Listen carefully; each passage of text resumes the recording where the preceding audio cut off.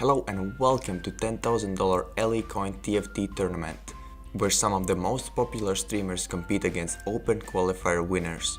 Game number 2. Like an individual lobby will start to develop kind of a consistent predictability where there's certain people in the lobby are forcing AD, certain people that are forcing more AP, certain people that are flex, some people that are always trying to lose streak, early win streak. So when you do a random lobby every time, no one's going to get quite comfortable in the setting of the lobby, which is really fun and something that I think adds yet another dimension to competitive teamfight tactics. By the way, before the game gets really kicking off here, I have to comment on the fact that DQA is hanging out on the beach here, on the beach map, just having those chill vibes, coming into the tournament with a first, soaking up some rays next to that scuttle crab, offered him drinks. Yeah, I feel pretty good. Yeah. Well, hopefully the drinks are non-alcoholic. DQA, the kid, recently turned 18, so we still have a ways to go, though he is in college, so, who knows what is shaking out over in Los Angeles, but he is leaning back. He is in his Hawaiian shirt on his beach map, having a good time playing some TFT. His first augments come up, and it is a tier 2 augments, immediately grabs the Rich Get Richer. I agree with that generic choice. Was there anything you would have seriously considered there other than Rich Get Richer? I think Sniper is at least worth considering. That being said, though, you can look at his items. Pretty clearly going to lock in a Morello here. Morello very valuable in the early game and the late game. Could lock in an Archangels, but I think Morello is just the much better generic choice, especially if he ends up in the AD tree. But the other thing is that with Rich Get Richer, it's one of those things that, yes, you get 10 gold right away, but you almost have to keep track of all the extra value that he's getting out of it. He'll get 1 extra from interest. Interest compounds, we talk about that all the time in TFT. I have seen, and actually I've done it myself, where you take Rich Get Richer and just full open fort. You can get 20 gold early on, end up with like 40 gold by 2-3. You can do some pretty wonky things here. And he's going to be looking for that Yordle start to try to go to like full economy from here. And the real question is how greedy does he get trying to go above the 50? Because we know Rich Get Richer also lets you have interest at 70. Can you take that and, pilot that and go even more economy? So that'll be the tricky thing to do here. And so looks like we're going to give us a second here. We're going to be switching over to Goose, who has the early Malzahar. Early Malzahar, really good in the early game. I think one of the best early game champions you can get, as long as you have a decent frontline for that dot to tick.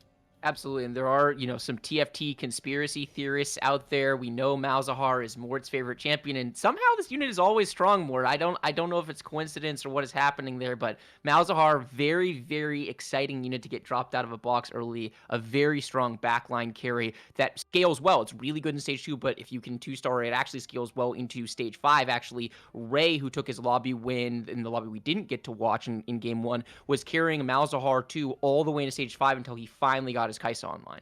Yeah. One of the cool things I like here, by the way, is that Goose put the GA on the Swain, not on the Malzahar. I think a lot of people's instinct is to put that on the Malzahar. You get the dots ticking here. But by putting it on the Swain, what happens is the Swain is going to die, come back, possibly get another heal off, and that is extra frontline for that Malzahar dot to tick. And we talked about, again here, the way Malzahar succeeds is stay alive long enough for that very high DPS dot tick. So I really like that play from Goose, and that's a play I don't think a lot of people would consider. Yeah, I completely agree with that. And backline GA becomes very valuable later in the lobbies when there are things that get access to it. Jins that snipe through, Luxes that snipe through, Kaisas that attack everything on the board. But in the early game, unless you're running into someone who has like an early Talon, Twitch, Shaco, there's not a lot of things that are going to be threatening this Malzahar. So you will see the Swain die first in these fights every single time, basically, before the Malzahar. And so it's just far more likely to impact the fight. So that's a great shout, and I absolutely just agree with that. And you know what? This just goes to show the strength of GV8 or Goose, as a player. This is someone that has a lot of experience playing best board, playing very fluidly in the game. He's not going to take a lot of firsts in this meta because so many people are like leaning heavily into economy and scaling their boards to infinity. But he will top 4 very consistently and makes him a very dangerous tournament player. So this is going to be really interesting to watch here, by the way, because Ramkev, I have to call out, you notice last fight, he only had 2 units in. He was trying to get the Yordle. He's going much more the open fort possibility that we talked about here. Also going to call out Raditz and Press Event just leveled to 5, trying to preserve their win streak. So we are seeing I think a lot more aggression than we would normally see on ladder. Like that level of 5 play is something I do personally a lot, but I don't think a lot of players do on ladder because it can often backfire pretty heavily. And so I'm going to want to keep an eye on Raditz and Precedent here also to see how well they can keep that going. Yeah, it's a really unusual lobby state. It feels like on ladder, at least 4 players are playing these economic-oriented loss streak, style, and you have a bunch of really strong players.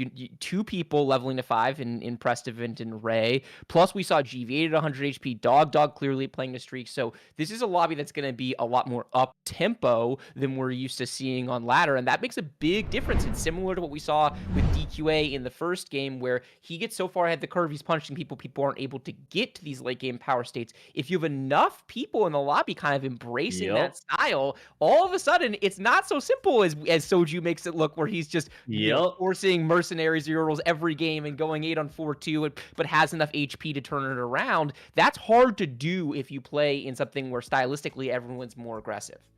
Yeah, and this is going to be really fascinating to watch here, because this extra aggression is going to turn into Ramkev suffering, right? Because like Ramkev is already at 76. We could see a sub 60 Ramkev if he continues with this open fort, and sub 50, sub 60 at 2.5 or 2.7 can be really painful. Now, also have to comment, Raditz high rolling a bit here. When you hit a 2-star 3 cost at 2.5, you've got to feel really good. This Leona is going to provide a ton of frontline. Now, unfortunately, it doesn't have a ton of damage, but at least has the Malzahar here to do some good work here.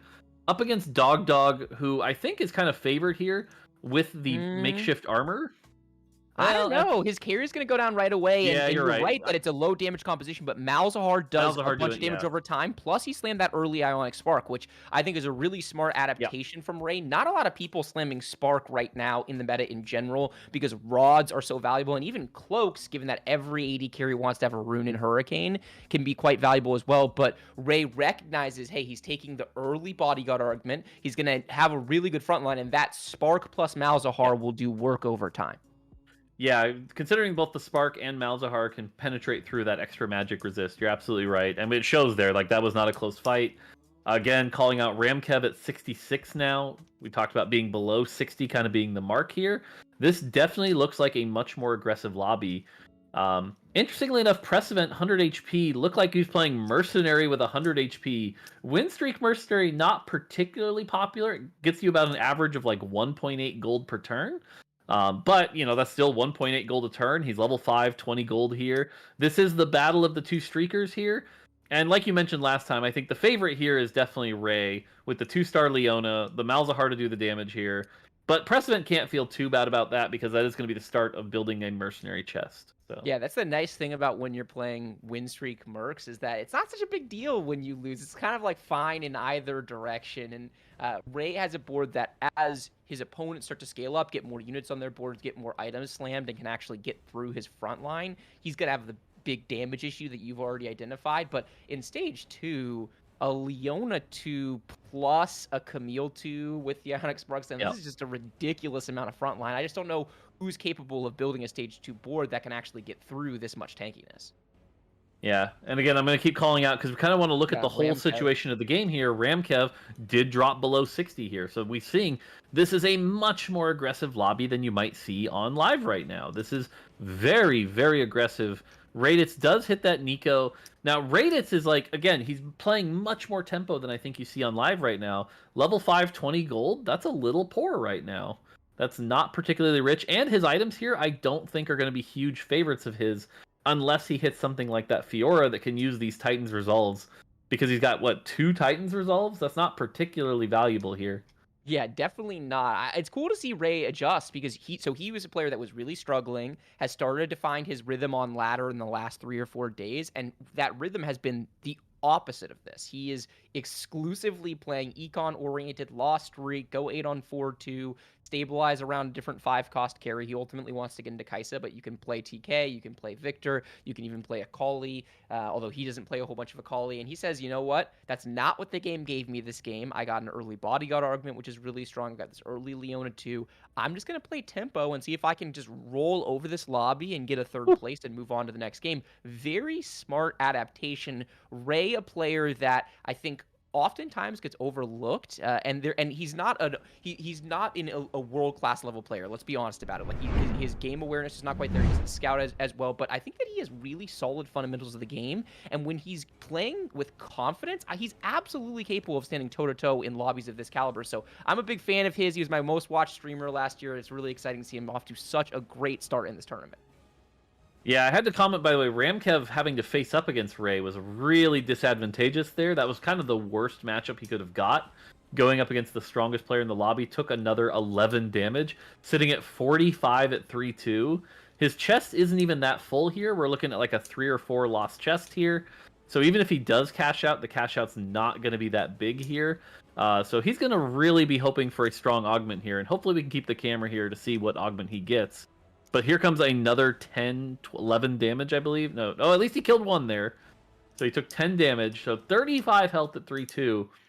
This is, again, about as low as you can get. And it's not even just him. DQA sitting at 43. These are not great augments for him to come back. Stand United at least is going to give him that 15 extra AD and AP for his team. That's at least very valuable. Stand United 1 is actually one of the better ones. If you look at like per augment value, it can give you a lot of value here. But his entire army is still 1 star. You know, he can't afford to even fill this chest up that much more. This is a very top-heavy lobby right now, with DQA and Ramkev being the greeters that, if they turned around, could come back. But if not, they could die before 4-1.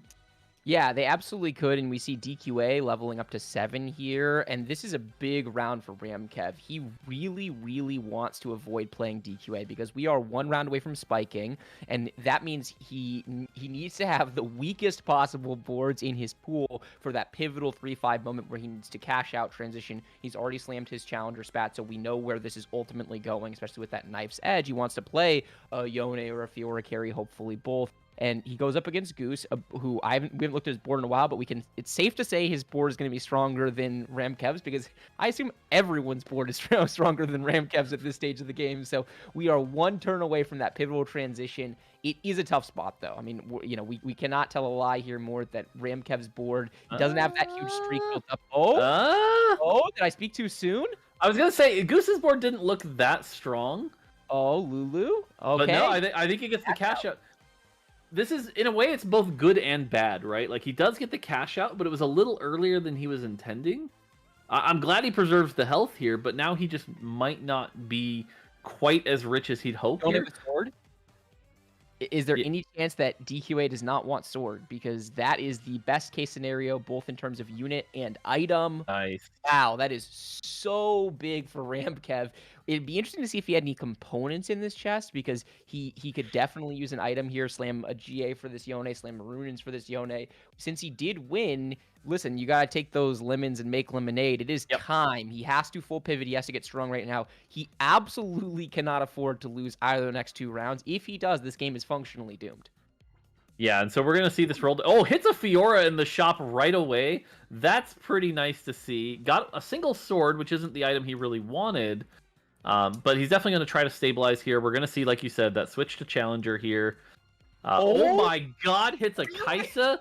This game has been blessed by Mort Dog. He gets a level 6 Fiora and then immediately gets a level 7 Kaisa? He slams the BT, not something you see every day. I think the BT here is the correct choice, though, because right now he's just realizing that because he hit the Kaisa with Morello, he just needs to, like, live a little bit and, stabilize, and he'll be in a very good spot here. We see he's at 5 Challenger. He could be at 6 pretty quickly here. The Yone with BT will keep it alive. And yeah, we can see, like, if he can hit level 8 and 2-star some of these units here, we could be seeing exactly what we talked about, which is the play a very weak board early, get very high value, use something like Mercenary and Yordle, and convert it into a very strong level stage 4 comp that not a lot of players who are playing tempo can deal with. Yeah, absolutely. And he gets a little lucky here, it has to be said. He hits everything he needs to find right away. He doesn't actually do a great job of transitioning his board. He doesn't roll a bunch of gold to make sure he gets stable, but he hits so hard so quickly that he's able to buy that round for himself. And now we see him kind of getting into an organized place. I expect to see him go up to 6 challengers here, maybe not. He does have that Samira on the bench, so he's got it ready to go if he wants to go to 6 challengers, but it seems like he's valuing the extra front line over that 6 challenger, at least for now. More, do you agree with that decision? I agree with that decision specifically because he has the Kaisa with Morello. Kaisa with Morello, you're not really trying to burst them down. If this was Yone with a bunch of offensive items or Fiora with a bunch of offensive items, fine. But right now, his job is kind of like live a long time, do some damage, protect them with Leona, hit them with the Braum CC, and let that Morello burn, and let that Kaisa get 2, maybe 3 casts off. And you can see here that Kaisa cleans up here. I think this is a very smart play with the BT, with the I'm blanking on the item's name for some reason right now, but the other item on Yone, Titan's Drill, thank you. Keeps them both tanky. And so again, it's just about protecting the Kaisa in a way, which is a very weird way to play 6 challenger. But at the same time, it's working, so. Yeah, well, that made me feel a lot better, more because I've had some crucial casting moments for getting item names, and you created the item, so we definitely know you know the name. Sometimes it's hard to come up with it in that exact moment. It'll be interesting to see how Ramkev plays it out from here. If he scouts around and thinks that with that early Kaisa plus the upgraded Leona, if he thinks his board is stable enough to potentially go to level 8, or if he's just full rolling it down here. He's 2 Yones away, 1 Fiora away. Well, that Fiora, since it's not itemized, is just not a huge spike under the circumstances. A bunch of items coming out, although they are ghost items more. We do not see what they are. Okay, there we go. So we have a GA that he can make. There's for that Kaisa. He's also got a QSS that he can make for Yone. I'm actually slamming both of those if I'm in his situation. Especially under the circumstances, because then he could choose to not level here. I think that GA on that Kaisa plus a QSS on the Yone is probably sufficient for this board to be stable enough to allow him to get to level 8 and really severely increase his chances of being able to 2-star that Yone. Looks like he's not going to slam the QSS, at least not yet. Hopping up with Kurum X. First look at Kurum's board.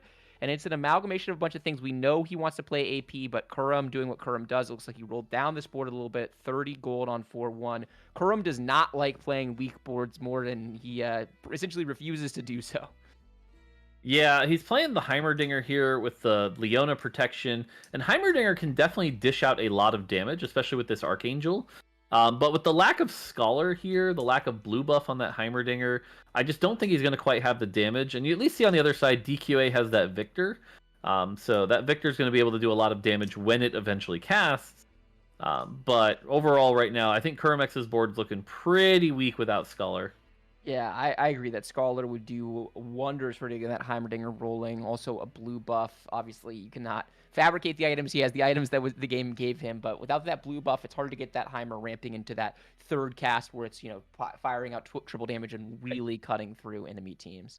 I think if you look at the situation Kurum's in right now, this is a situation that a lot of players, especially at low challenger, high grandmaster, even low grandmaster players really kind of struggle with a bit. It's like you're on a 5-game loss streak, you're level 7, everyone else is spiked, and you haven't really spiked. It's like, what do you do from this situation? Because you kind of feel like you need to roll down more and level up your board. By doing that, you're going to be at a very big disadvantage in the late game. So you do suffer through here. He's got a little bit of health to work with here. He's got 60 health. But if you go down too far, because the player damage starts to ramp up in stage 4 and stage 5. And so these fights are going to be a little rough. Now, thankfully, he does have that Leona, rolled some good items here, keeping him alive. If anything, that Leona kind of the MVP of this fight here. I.e. Leona, that unit is slapping more. It's screw Clapio. We got Clapaleo. I don't know. It's bad, but work in progress title. Interesting to see him sell that Heimerdinger. I was wondering if he was considering Heimer 3 as an out here, so he's opting not to. He is healthy-ish, and he did spend enough gold that we see he's capable of killing units, even winning around here on 4-2. So I think we just are on a hope and a prayer. There's no way he's going on 4-5, right? He's going to wait all the way to 5-1 in order to be able to level up. Hoping that the people who are fast aiding, getting there a little bit earlier, are not going to steal all of the Kaisas from the pool. And then you just hope for that single Kaisa. He does have a rod here, so he's got BIS Kaisa as long as he can find a belt. So not a bad situation, but this can go from okay to disastrous very quickly if he plays the wrong boards in these last 3 fights, or if he's just not able to hit that legendary unit to stabilize in stage 5.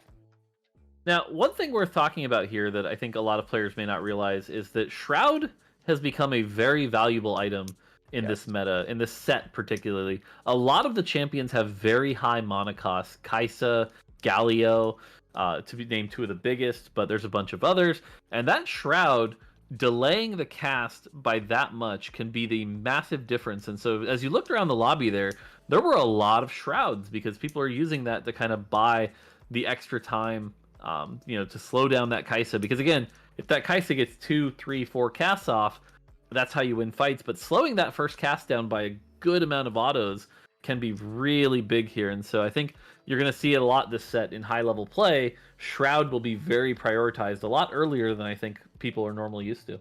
Yeah, and you can go full sweat. I've seen Dan slam shrouds in stage 2 and just omega sweat positioning for the entirety of a game, and his whole lobby will ping him, and rightfully so, but it's a nice value add as an item that can actually swing some early game fights and scales phenomenally well through the late game shroud. One of the statistically best performing champions for units or items, excuse me, for exactly that reason. Just so much of an impact on these late game fights, especially when people are clogging up their boards and it's hard for them to dodge much. So here we go over on Pressman, who immediately finds 2 Gallios in the shop. Feels like every time we swap over someone's board, they are hitting massively. Now, it'll be interesting to see if he's able to find enough Urgots to go into the direction he originally planned, or if he's able to find maybe one more Gallio, in which case I think we could see a huge pivot onto a Clapio carry. Not there yet. Expect him to pick up the Seraphine, so he's got the Gallio pivot ready if he so chooses.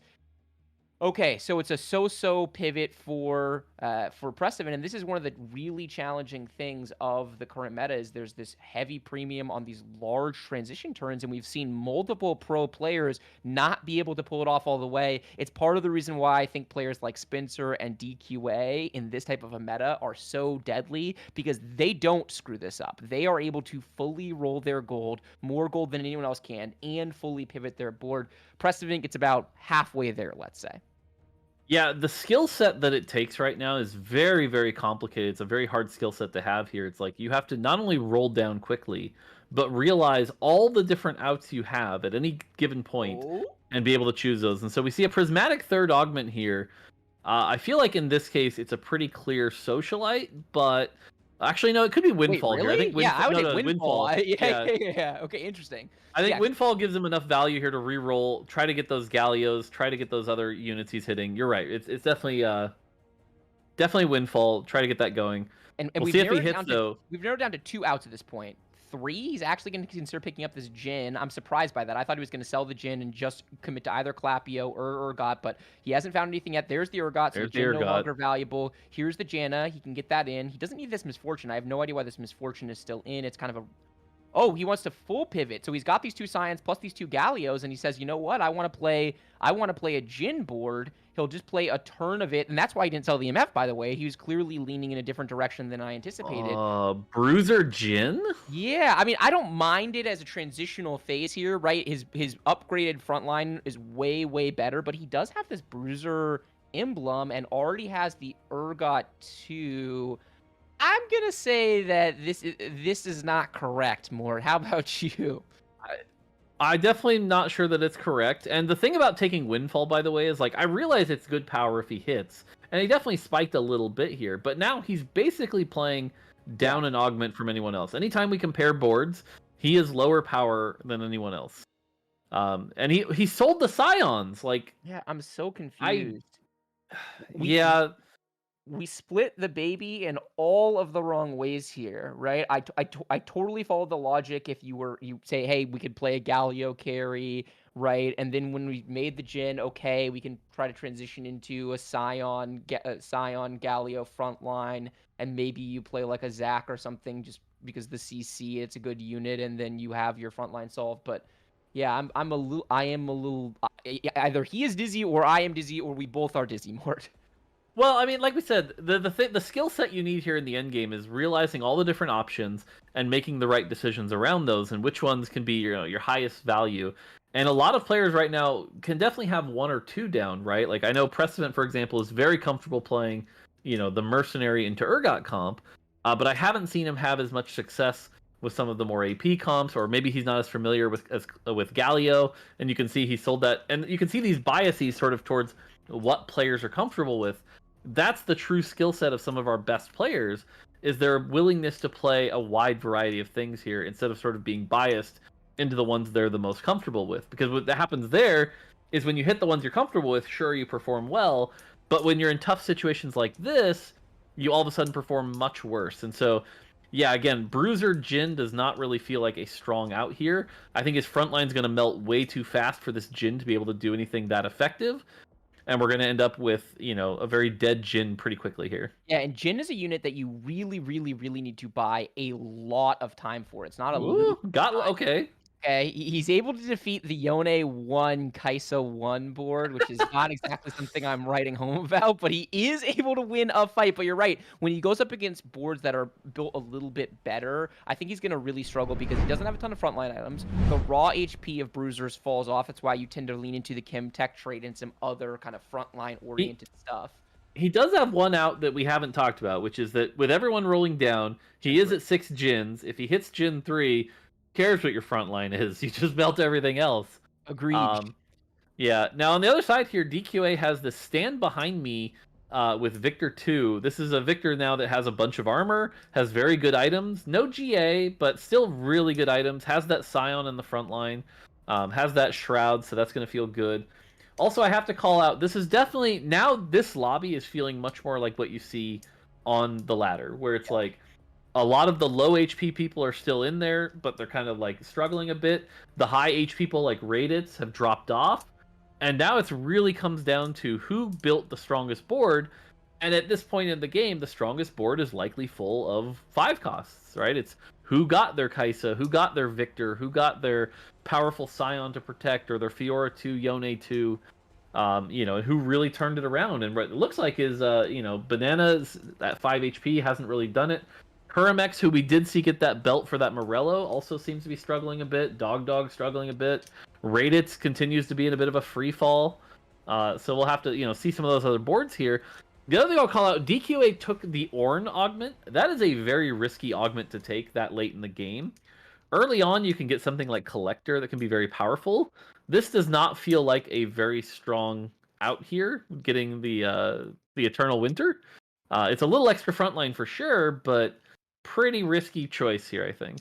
Yeah, very risky choice. We did not get to see his options. I've watched enough DQA VODs over the course of the last week that I can confidently say this is not an augment he was excited to take. So I don't know what his options were, but probably not the best, and to kind of work with what you got. If you're gonna get stuck, taking Portable Forge, Eternal Winter is not bad, but not great overall. And this is kind of the weakness of Victor in play. It's Kai'Sa 1 against Victor 2, and just because this Kai'Sa has a GA on it, it's going to ultimately win that war of attrition, and DQA is going to get dropped down to a single HP. He is living, though, Mortdog, and we have, by the way, seen back-to-back fights in which that Victor got shrouded, demonstrating the power of that item, as you were talking about. In both fights, this Victor is not casting until it was 10 seconds in his most recent fight. It was 15 full seconds in the previous fight. So, Victor is a unit very, very susceptible to that item, and DQA absolutely getting punished for as we see this lobby continue to condense in HP. Raditz, you said free falling a little bit, but that's okay. I think that he's happy as long as some more players drop out here. He's just hoping to get into that top 4. If he gets a third, maybe a second here, he's going to call that a win under the circumstances. The other thing about Victor is that his lasers can sometimes miss, especially a target like Kai'Sa who's moving around a lot. And so we actually saw, if you go back and look at that fight, one of the lasers completely whiffed the Kai'Sa. And because what you can definitely get is the first cast can kill the Kai'Sa, the second cast, can then kill her after the GA, but by missing, it requires a third cast, and like you said, the Shroud really just put that too far back here. Goose looking for his Kai'Sa 2 here, still on Kai'Sa 1. Pretty much a stereotypical endgame comp here. You've got the 2 Colossus, you've got 2 Socialite to at least give Kai'Sa the mana generation here. The extra AP and AD from Academy, not too bad for that Kai'Sa. With the Scion and the Galio buying a lot of time here. The Galio kind of going to be the secret MVP here, doing a lot of... He scales really well with both AD and AP. As you can see here, the Galio 2 almost as much damage as the Kai'Sa. Galio, I think, is a champion that people realize is good, but don't quite realize just how good he is, providing that massive amount of CC and damage and frontline. Galio, I think, is one of those secret MVPs right now. I think so too. I think Galio is also one of my favorite design champs in a while. It took us a little bit to get into the correct identity, and I know that there were some people who were upset about the nerfing of Clapio, but I think that what we want is what he is right now, which is he does a meaningful amount of damage, but it's not oppressive when you itemize him. He has a lot of CC, he's some frontline, but it's complicated frontline because he's going to abandon your team and jump into the air for a while. So I think it's a really cool supplemental unit, and this board and this game is so typical GV8 in a bunch of ways. He's frontlining a Kai'Sa. He's positioning his Yuumi where it's always going to jump onto the Kai'Sa, but in a way that we're not used to seeing. It is the closest, right? Because it's in a line, so it's basically a hex and a half, whereas it's 2 hex from all these other things. He's confident in frontlining this Kai'Sa because he's got a shroud in front of it, so there's not going to be CC casting right away in front of it, and because it's going to dash away to safety, in theory, on its first cast. So really, really smartly done. I also really like the fact that he's choosing not to roll down here. 18 health on stage 5. Oof. Very, very unlikely to take a fatal loss here, and so GV8 very confident and comfortable from this position, playing great and eliminating Precedent. Precedent going out in 6th place. Kurum takes the 7th. Dog out in 5th. Maybe we will see. We have DQA. DQA. Victor, is it going to be able to cast again? And is that Fiora's GA still alive? Those are the questions. Okay, the GA is still alive. Fiora needs to cast. I think Fiora wins this, yep. Yeah. Fiora casts and DQA goes out. That allows Dog to sneak into a 4th place, a top 4 for Dog. The kid goes out in 6th. Precedent secures the top 5 finish. And we have, as we get into the end, a whole bunch of different roads to get here more as we take stock heading into stage 6. We have Radiance, a player that's just happy to be here, I would assume. We have Goose, a player that has very cleverly built a board that I think is absolutely playing for top 1. And then we have Ramkev, someone who seemed to be in an awful position, so far behind in HP as we enter the latter stages of stage 3. And here he is already in the top 3 and competing for that top 1. Yeah, exactly. And this shows the different paths of success, right? Because Radiance, like you said, happy to be here, but at the same time, he was 100 health for a lot of the early game. But it shows the value of having that early game HP. Even if his board isn't as strong as, say, some of these Kai'Sa Socialite boards, he's still going to be happy with this performance. And remember, he won his first lobby.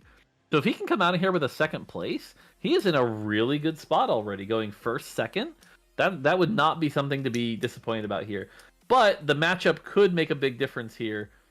And Goose trying to, give us a little bit of seizure here. Seizure, and I also think he made himself dizzy. He actually didn't swap that shroud, and so he misses that shroud into Radiance, which is very, very interesting. I guess he could have been accounting for possibly playing Ramkev's board here. Looking at Radiance's board with that Fiora carry, it is, I think, getting outscaled at this stage in the game, but Fiora with the GA is always dangerous because when it goes into that ultimate, it becomes untargetable, and we see it constantly dodging these abilities. GV8's Lux not able to hit that Fiora, so here comes the cast, and he explodes onto it. The Fiora actually is able to take that fight win, and that's why that unit is so much fun to watch and cast, because I was on the edge of my seat saying, is she going to do it? Is she going to do it? And there it comes.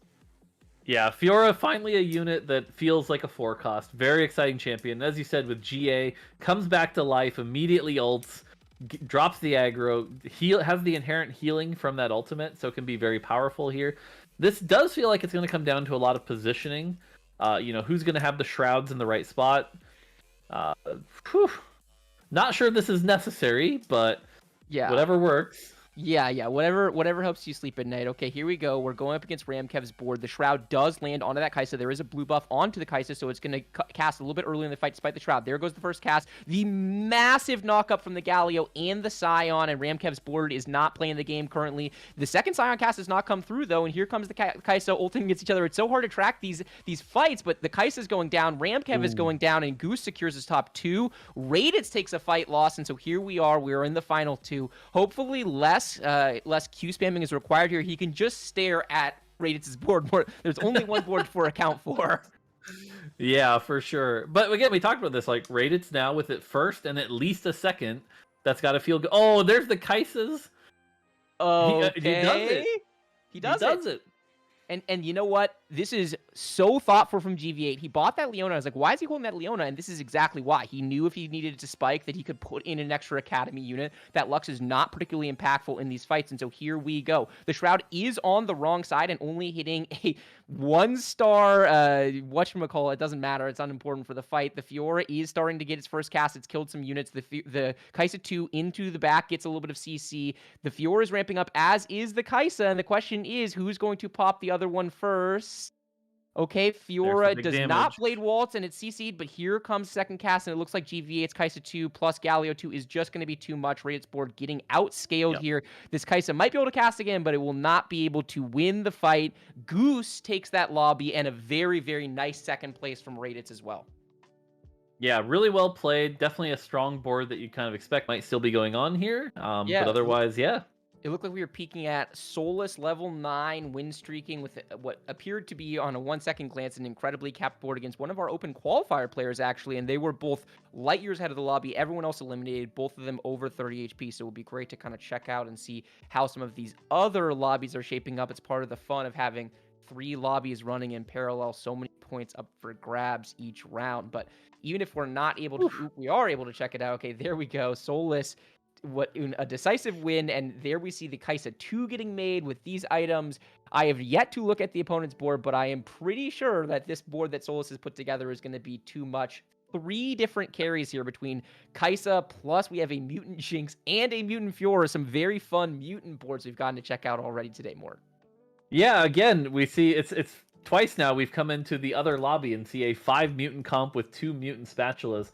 And what's interesting is you look at the augments, it wasn't like a mutant crown or anything like that. Like, he got 2 spatulas, he got 2 cloaks, and he made mutant spats. And here we are, he just hit the Kaisa 2, which is a big upgrade. Does have the GA on it. And you look on the other side and all you see is an Akali 1. Like, this will not be a close fight. Yeah. Akali 1, Shaco 2. This board has been outscaled, similar to what we were talking about in the other lobby where, hey, sometimes in TFT you have a good second. Ray had a good second, and it's a little too blurry for me. Is it Khalifo? Is that? Yep. Khalifo? Well, a very good second by them under the circumstances. I think they've just been outscaled by Solus's board. I'm not sure if the other lobby is going, but if so, maybe we hop over and check that one out because I think this one is over before it is over, Mort Dog. Yeah, again, we don't even know what the mutant variation is, but let's assume it's even something not great like Omnivamp or whatever. It doesn't matter. When you have a Kaisa 2, Fiora 2, Jinx 2, and you have the extra target dummies, which gives you extra frontline. You can see from the positioning, Solus is also playing it correctly, putting everything on the back line. Janna for disruption, Orianna for disruption. Like, this is just such a great spot to be in. And again, you compare that to the other side, and you see a Shaco 2 and a Kali 1. Like, this is just not going to be close.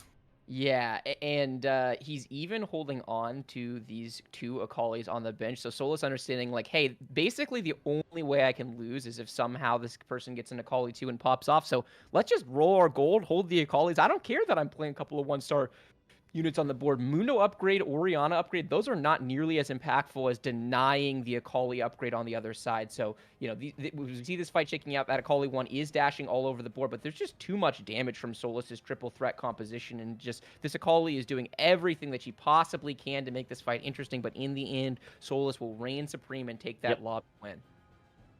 Yeah, and you can see the power of Akali there with those items. The Akali did some decent work, and so to your point, Akali 2 might have been a